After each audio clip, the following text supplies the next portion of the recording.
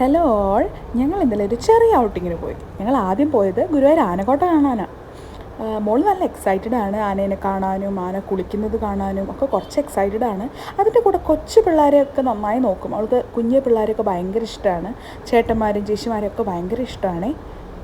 അവളുടെ തൊട്ട് പിന്നിൽ നിൽക്കുന്നതാണ് നന്ദൻ, ഏഷ്യയിലെ ഏറ്റവും വലിയ ആന. ആൾക്ക് പേടിയൊന്നുമില്ല കേട്ടോ, അവൾക്ക് എന്താണ്, ആൾ മതപ്പാടില്ല. പിന്നെ നെക്സ്റ്റ് പോയതാണ് നമ്മുടെ പോൾസിൻസ് ബേക്കറി പാവർട്ടി.